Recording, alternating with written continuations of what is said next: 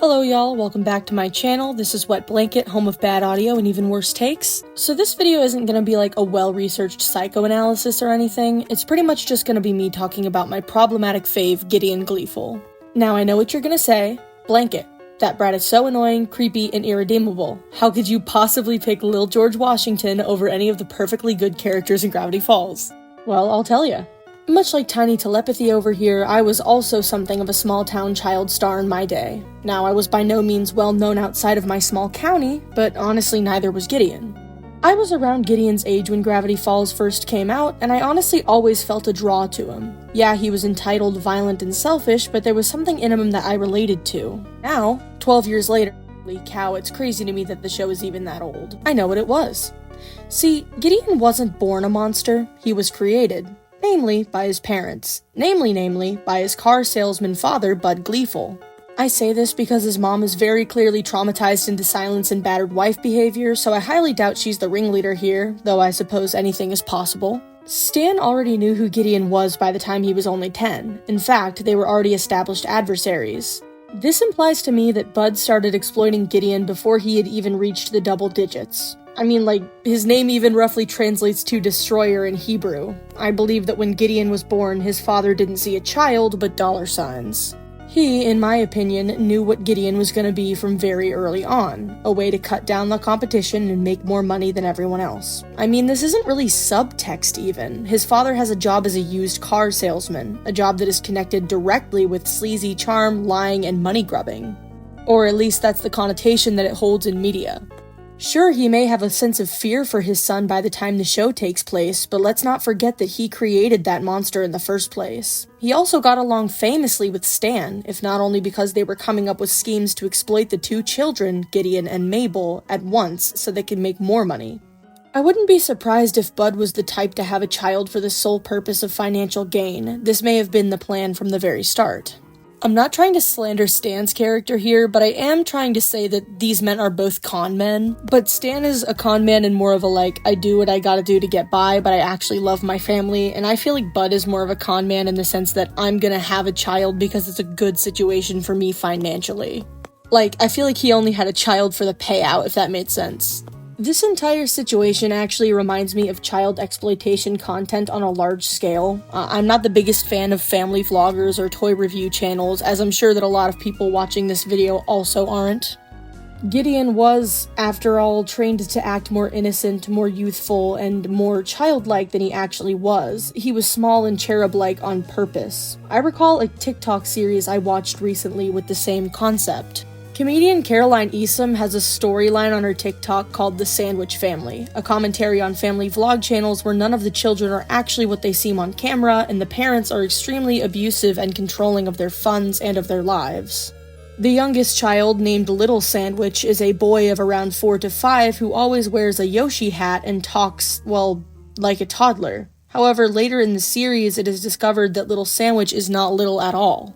She's not even a boy. She's a teenage girl who is forced to act like a cute little boy on camera so that the parents can make more money, because cute little children sell a lot more than awkward teenagers. If you think about it, Gideon is the exact same way. He isn't really cute, sweet, and darling. He's actually very intelligent, entrepreneurial, calculated, and most of all, lonely. I personally believe that the reason he wanted the deed to the Mystery Shack in the first place wasn't only to crush the competition or possess all of the journals, but also because perhaps he knew his time was running out. He can only be small and cute for so long. Kids grow up, and after he grows up, he's outlived his use to his father. Who would be there to love him after his boyish charm runs out? His aging is a direct detriment to his brand. Also, think of it this way. Perhaps, in possessing the ultimate powers of the universe, he would no longer have to play this part. He would no longer have to be this very specific southern caricature of a child to receive praise, and perhaps he would no longer feel the human desire to be loved. But that's enough waxing poetic about an unhinged child for now. Speaking of love, let's talk about his relationship in the show with Mabel Pines. Before I talk about this, let me say something. I'm not defending Gideon in The Hand That Rocks the Mabel. I read the Book of Bill. I know that if Mabel hadn't intervened, he would have very likely actually cut Dipper into pieces with those lamb shears, Caesar style. But what I am saying is he had an explanation as to why he acted the way that he did. Remember, he was never allowed to be himself. Sure, he was loved by everyone, but he was liked by no one. This is something younger me could relate to as a performer. I was spending so much time at auditions and lessons and rehearsals and practicing in my free time that I really didn't have time for friends. No one really talks about this, but being a performer can be extremely isolating, especially in a small town like Gravity Falls, with no other performer kids to relate to and your father's expectations looming over you. What I'm saying is, no wonder the kid broke down. He did what he had to protect himself. He got mean and he got smart. He only ever let his guard down for one person, Mabel. Mabel was his only friend, and then, because he had been starved of friendship and love for so long, he took it way too far. Gideon was a creep. He wanted to be by Mabel's side forever, to rule the world with her as his queen, and he was ready to destroy anything in his way to get that. If you think about it, he kind of had nothing else but Mabel. Nothing real anyway. He had been living this fake life with this fake persona and his fake family and his fake brand ever since he could remember. And it's no wonder that having an actual friend felt so intoxicating. It kind of reminds me of that media trope where someone is all alone in some kind of ghost town or life simulation or like in the woods or something, and after hours of walking around, they find what appears to be another real person, only to discover that they're just another NPC. No wonder Gideon thought that they were soulmates. Mabel was the first person who ever actually saw him. To be honest, I think the one thing Gideon wanted more than power was Mabel. But not even actually Mabel, the genuine connection that Mabel represented. This is why he was so quick to drop the shears and Dipper at the notion that they could still even just be makeover buddies. It would be so heartbreaking if it weren't so messed up.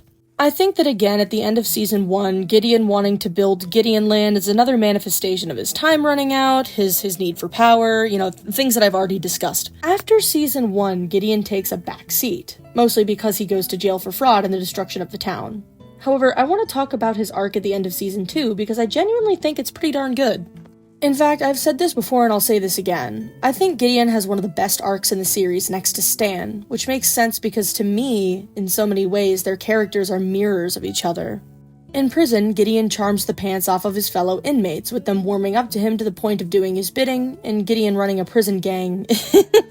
Gideon running a prison gang is really funny to me, but also not very unrealistic when you think about his manipulation skills. He fooled an entire town. Of course he could fool a few inmates too. Before going off to prison, Gideon summons Bill Cipher in the Dreamscaper's arc.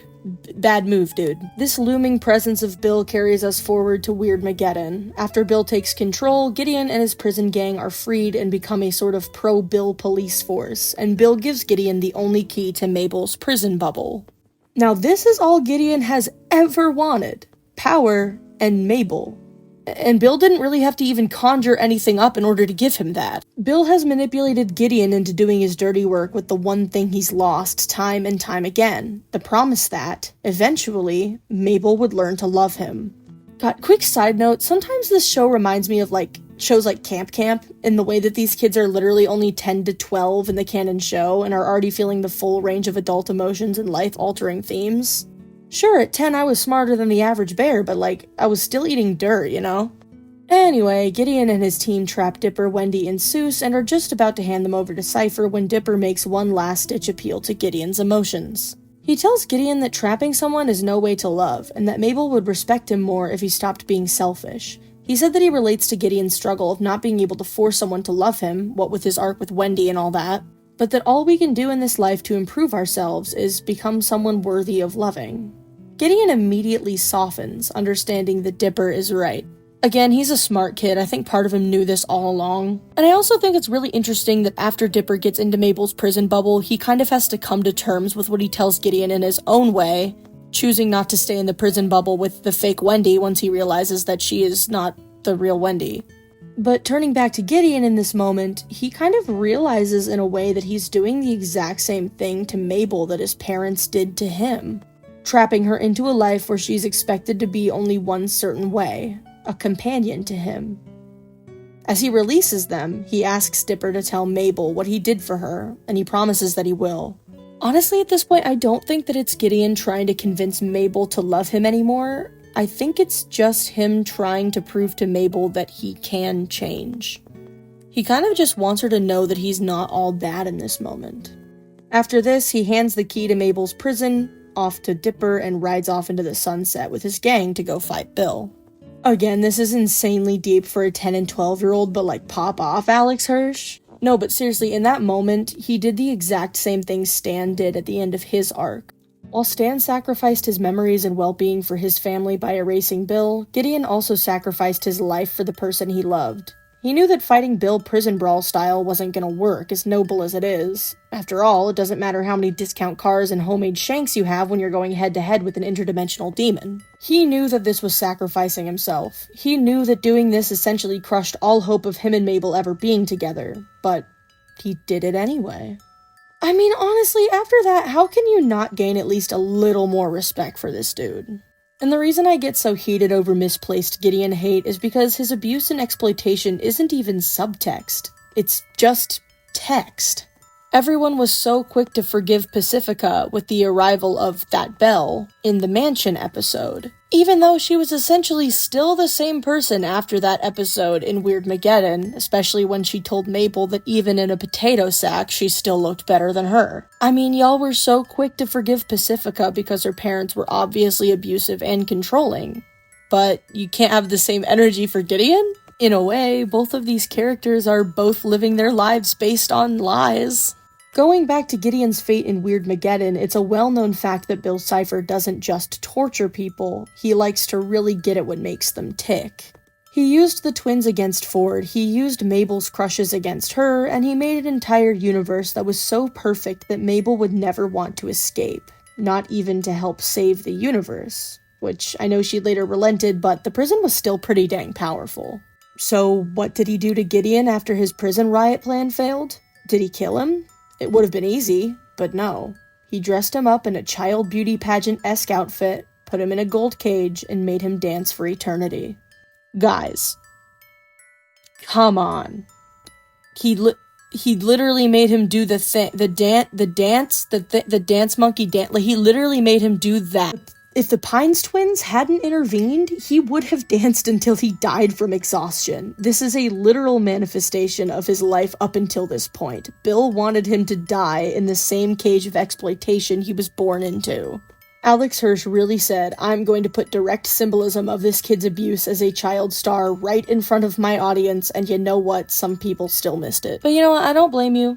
Most of us were literally like 12 to 13 or so. Maybe even younger. Maybe a little bit older, but like, you know, it's still a kid's show, so I completely understand if you missed it. But all I'm saying is, you need to be given the same energy to Gideon that you're giving to Pacifica. And also, this show is extremely messed up if you peel up even just the first layer. Now, obviously, if you know all of this and still don't like the character because he makes you uncomfortable, that is extremely valid. Like I said, this video isn't to excuse his actions or his creepiness, but rather to explain his motivations and why I personally love him so much. Some people understand that Pacifica was abused and still don't like her because she's a little bit of a B-word. I personally love both the characters, but that's neither here nor there. I feel that Gideon Gleeful is Alex Hirsch's take on child stars and exploitation, and I would love to hear what you guys think in the comments section below. Thanks for watching.